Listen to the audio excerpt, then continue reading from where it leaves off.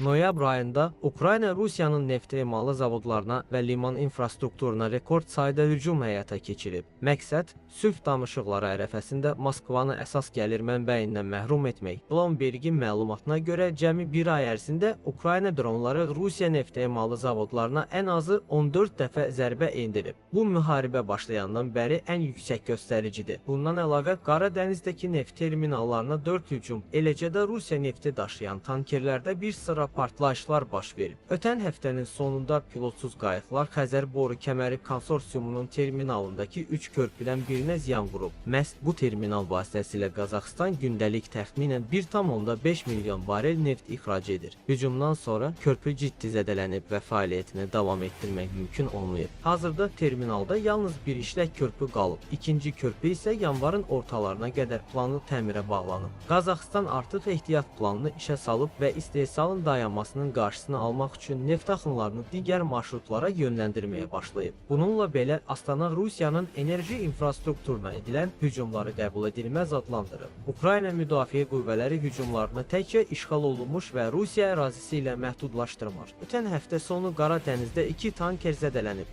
Daha bir gəmi isə əvvəllər Rusiya neft məhsulları daşıyan tanker Senegal sahillərində 4 xarici partlayış nəticəsində ziyan görüb. Bu hücumların hamısı eyni məqsədə xidmət edir. Kremlin enerji ixracından əldə etdiyi gəlirləri azaltmaq və müharibəni maliyyələşdirməsini çətinləşdirmək. Noyabr ayında Ukrayna zərbələri ilə vurulan neft emalı zavodları bir il əvvəl Rusiyanın bütün neftinin 20%-dən çoxunu emal edirdi. İndi isə ölkədə emal həcmi gündə təxminən 5 milyon barelə düşüb.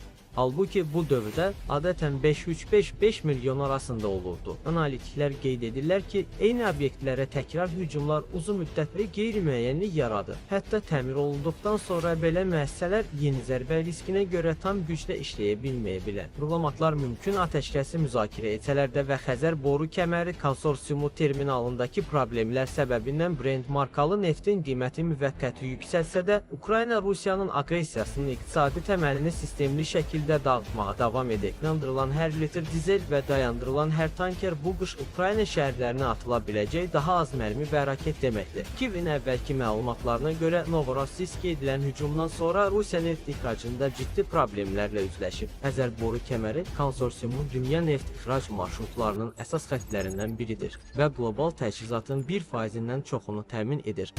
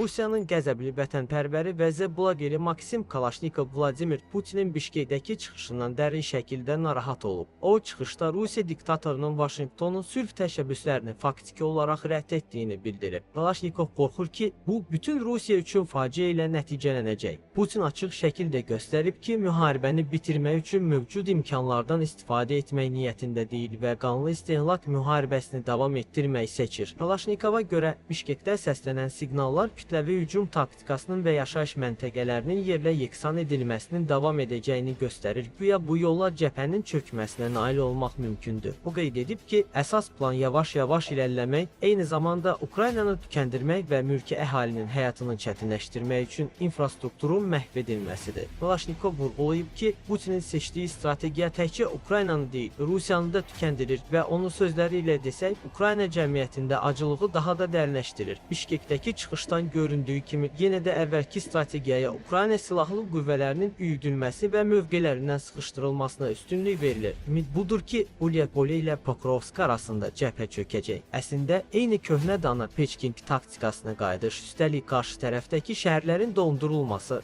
yenə də ən çox canlı qüvvə itkiləri tələb edən taktika seçilib. Lakin bu təkcə bir xalq mifinin 10 illər boyu Ukraynada və Rusiya Federasiyasında dəfn edilməsinə səbəb olmur. Həm də bizim üçün əlavə risklər yaradır, deyə vətənpərvər yazıb. Xatırladıb ki, Rusiyanın iqtisadi vəziyyəti davamlı aqressiyanı çox riskli edir və ölkə artıq gələn il sosial-iqtisadi ardından isə siyasi çöküşlə üzləşə bilər. Müharibə 5-ci ilinə 2026-cı ilə daxil olur. Həmin il Rusiyanın iqtisadiyyatı vergi artımlarının zərbəsi ilə üzləşəcək və bu böhran iqtisadiyyatı Stephen Kingin romanındakı Lengalyerlər kimi olacaq.